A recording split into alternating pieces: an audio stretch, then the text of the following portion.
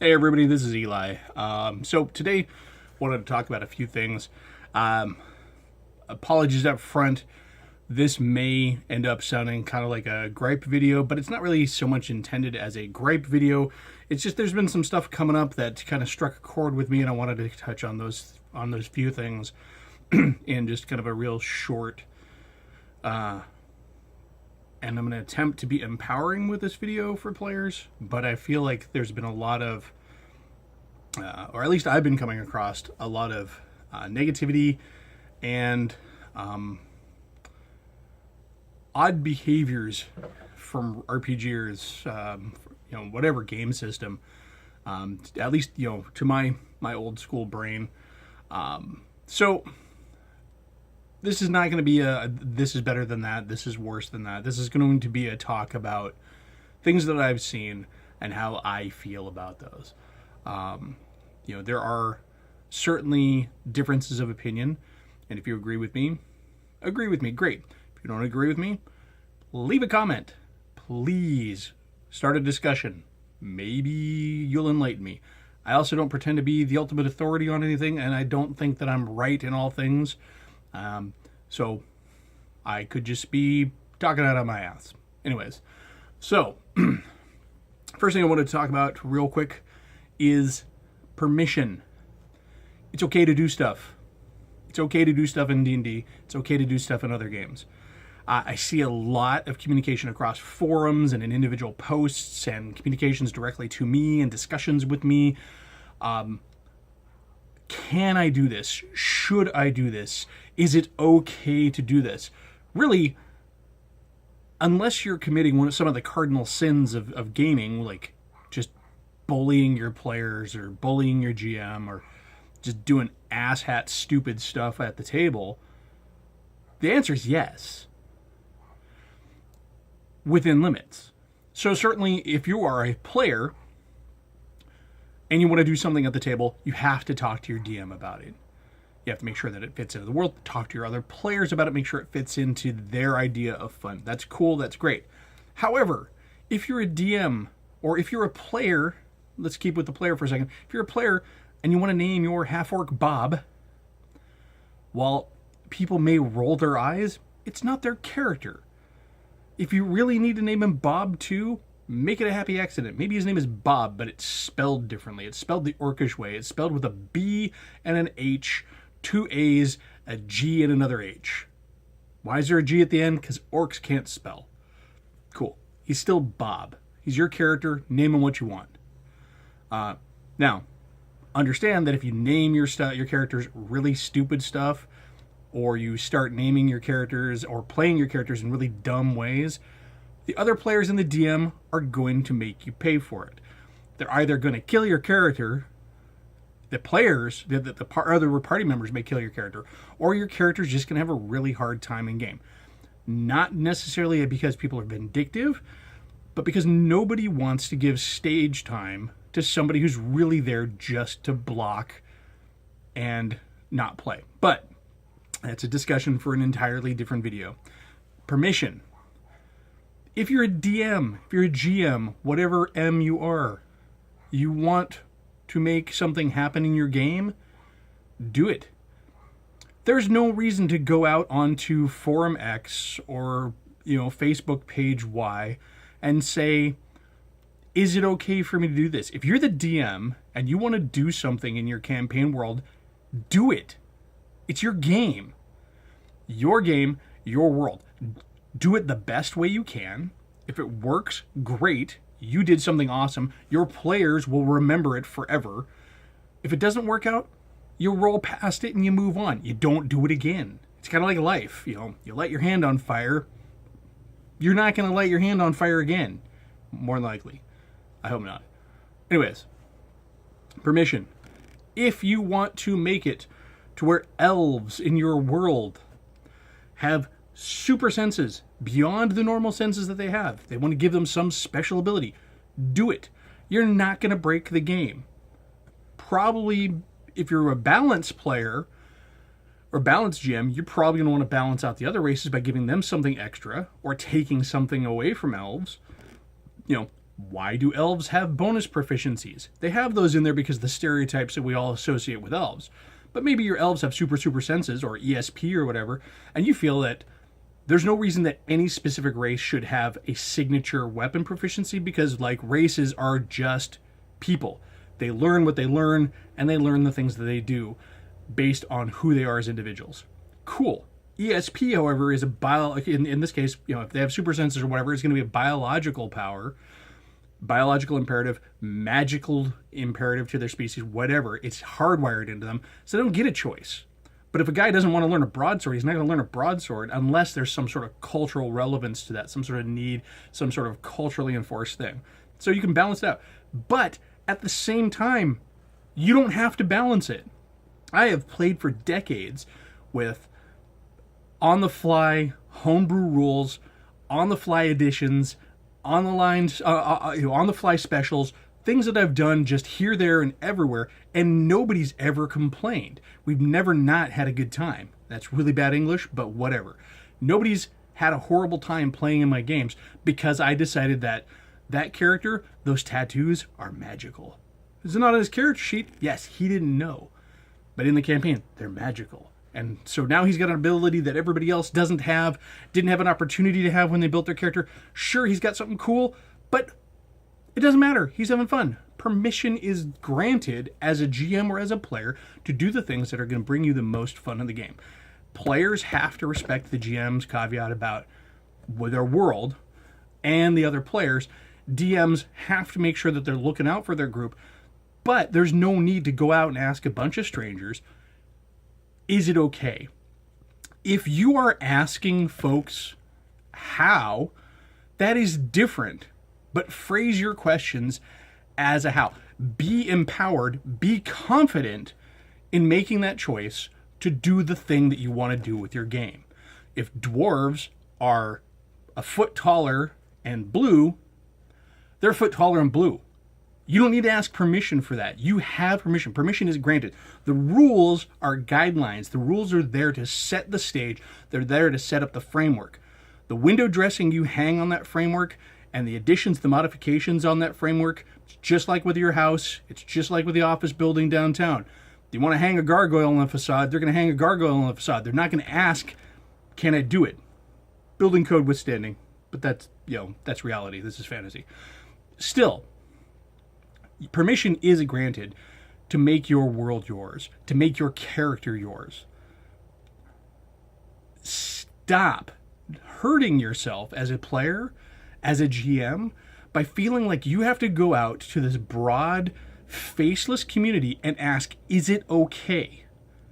It is okay. It is absolutely okay. Because you're trying to create your version of your game. And that's the only version that matters. Unless you're in, Adventurers Guild or whatever, and everything has to be up to code because it's a communal gaming environment where everybody's interacting and everybody's interchanging, you don't have to worry about it. You probably are going to play with the same group of people on a regular basis for a good long time, and the only people it's going to matter to at all is you and them. So do it. So permission granted. Have fun. Make your shit, and don't worry about what other people think about it. It's yours. Enjoy it. Permission granted. So, that kind of leads into another point. Homebrew. See tons of homebrew out there. And that's good, and it's bad. Why is it bad? Because nobody's making their own stuff. Well, clearly some people are, because there's a lot of homebrew out there. So, if you want to make if you want to have runes in your campaign that do special stuff, and there's access to them for all the players, try writing them yourself. Give yourself permission to write up your own set of rules for rune magic. Now, if the game already has it in there, or you happen to know a handy set of rules for them, that's fine to use it. I'm not saying don't use homebrew. Part of the massive amount of fun I have had with this game, from Red Box through AD&D, through 2nd edition, through 3rd edition, skipping over 4th and into 5th, and all the games on the side, half the fun I have had has been inventing new stuff. Back in my second edition games, I had the special trait chart. Every PC in my campaign setting for the longest time got to roll on this chart. It was a D100 chart, and it was 100 different things that could be special about their character. I had a logic in my head that when you read a book, your characters in a book or your characters in the stories often have some sort of special property or special prophecy or special trait or something about them that is above and beyond their race, above and beyond the average Joe. There are plenty of fighters in every world that every fantasy book takes place in. What makes the hero fighters, the ones that take center stage in the story, what makes them special? They have something different about them. So I made the special trait chart. Now I don't use it anymore, and it's gone off to the wayside. I think it's in my old campaign notebook, but I played with that for years. It was my own homebrew, and I loved it. I wrote up gods. Almost every campaign setting I make, I have gods. It's really easy in the newer editions because everything comes down to spheres, and you just basically write up a fluff paragraph for your god, and you assign some spheres to him, and it's good. But there are new spheres out there. There are lots of spheres in homebrewing that are great, and they've been made by somebody. The difference is that that person saw the need and went out and made it. Now, I hear a lot of arguments about homebrew being unbalanced, or it's broken, or how do I know mine is balanced? You don't, and it doesn't matter. 90% of the time, it doesn't mean anything to the game. If you're playing with friends who want to get together to play the game and enjoy the game, talk with them and say, hey, I want to give my character this. I want to use this. Anybody mind? You might have a rules lawyer in your group that's going to go, well, is it balanced and what's his damage rating? Sure, have a talk with them. Homebrew is good. But back to my point, because I ramble. You've watched enough of these videos, you know. Try making it yourself. Nothing is more satisfying than having written up that cool thing for your campaign that is yours and yours alone, your take on it, not somebody else's. If you can't do it, somebody else probably wrote it. So if you are just having a hard time with the nuts and bolts, or you're not a nuts and bolts person, cool. Go out and download some of that homebrew. But try making it yourself. Have fun with your world. Give yourself permission, I'm going to even going back to that, to do the cool thing. Make the world your own world. Make it your own campaign setting. Have fun with it. So, next, couple of gripes about GMs and players. So, GMs, stop being control freaks. I've had a couple of friends come to me, talk to me about their GMs. I've seen on a couple of other forums and stuff about GMs that can't let go, have to have it their way. We're beyond railroading here. Railroading is a storytelling issue, but we're talking like psychotic railroading, like vindictive, throwing stuff in the path of the players in horribly mean ways just to get them back on track, or TPKs for the sake of just cleaning the slate. That's bullshit. Don't do it. Work with your players. Love your players. Play with your group and enjoy the time you're having with your friends. If they're not your friends and you're a DM, be professional. If you're DMing for other people who've taken the time to come to your table and spend time rolling dice with you to fulfill your requirement of players as you fulfill their requirement as GM, to tell a story for them, to shape a world for them while they tra-la-la through it and enjoy adventure, by all means, be a freaking professional. Do your job. And don't be a dick. Have fun with it. Enjoy it. It's okay to be wrong. It's okay for the players to win. It's not a win-lose game. We all win. Remember, it sounds silly, but we all win if everybody has fun. Well, yes, it's true. You can be a good GM. You can be a tough GM and still not have to resort to vindictive, petty, half-assed snipes and stabs at your players for no other reason other than just to be the one on top.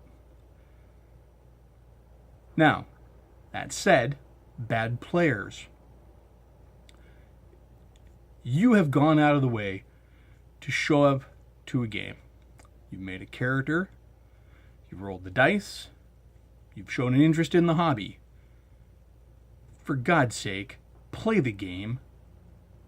If you show up to the table to play D&D and all you want to do is just sit there and do nothing, and I'm not talking about the guy who's just there to fight, who is kind of disengaged until initiative is rolled and then he's on it and he's there like the master, Black Ops player. He's in it. He's got the tactical advantage in any combat in your game. I'm not talking about that guy. He's there to play. He's just playing a slightly different game than the rest of them, and there's a place for him in your game. Everybody needs a beat stick. That beat stick can be the guy who just wants to fight kobolds, just wants to kill giants. That's fine. I'm talking about players who want to show up to a game and just sit there. They don't want to do anything. And sometimes these are the people who are actually playing. So sometimes you can be a player who's playing the game, but you're still not doing anything. You could be talking to every NPC. You could be having an accent. You could be playing in character. But if you are not engaging with the game, finding a way for your character to take interest in the adventure, or at least conceding the point that at some point Bilbo's got to leave the Shire, don't show up. Go play video games. Do something else. Because really, no matter what your character's in-character logic for it, no matter what your character's in-character rationale or racial prerogative or whatever, you have to at some point concede the fact that your character is there in that game to go on an adventure. If you're not there to go on an adventure, why are you there?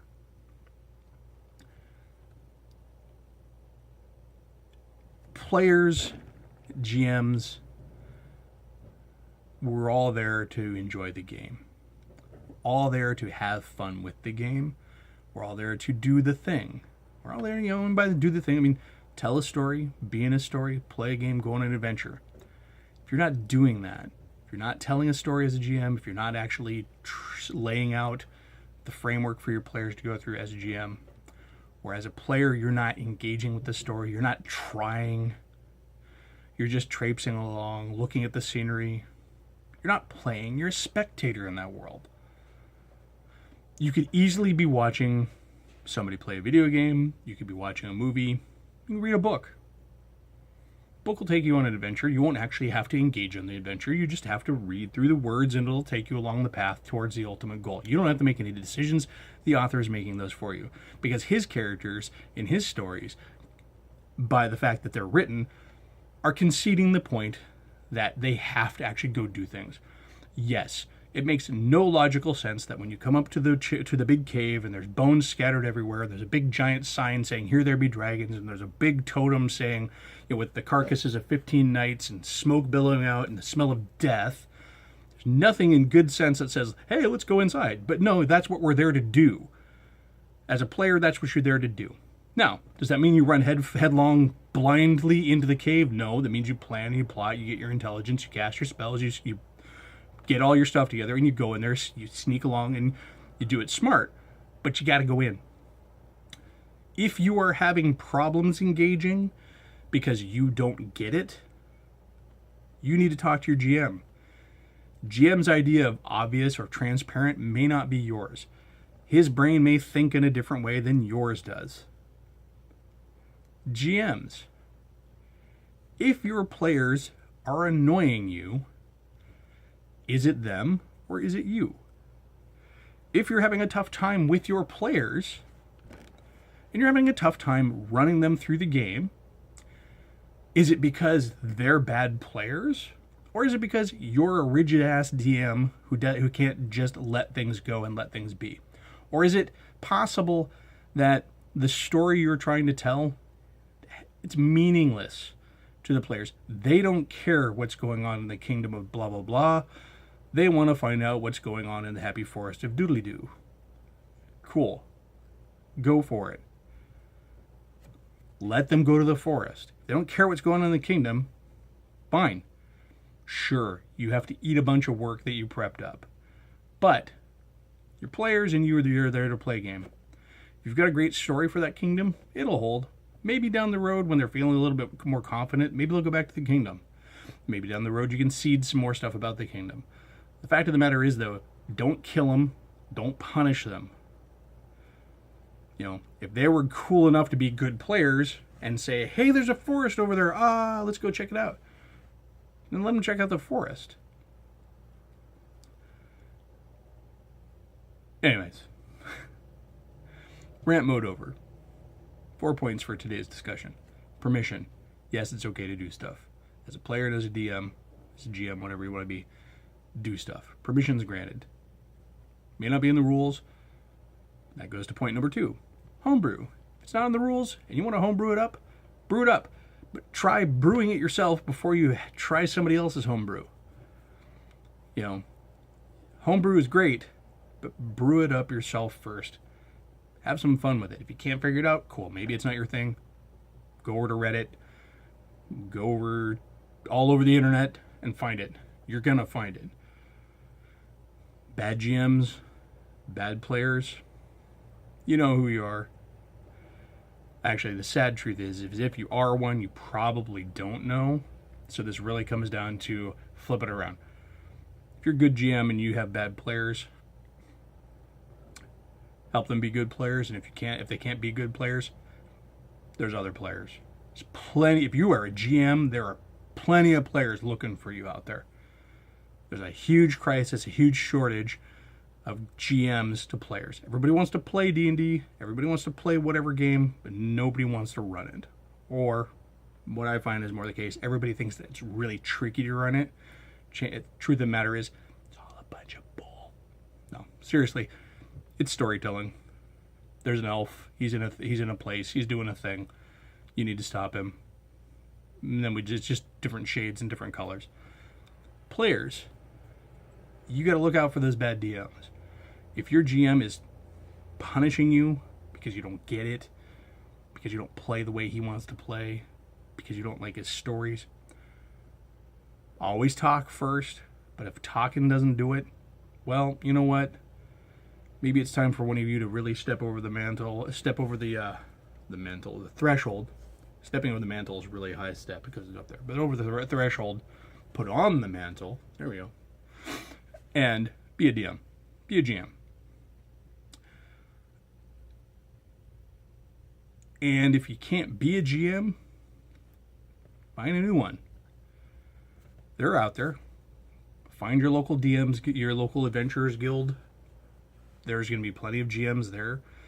And the cool thing about Adventurers Guilds, if you're at least for D&D players, or even if you're not a D&D player, go to an Adventurers Guild, plop down a character sheet. You're going to meet people who game. I have known very few gamers who play one game.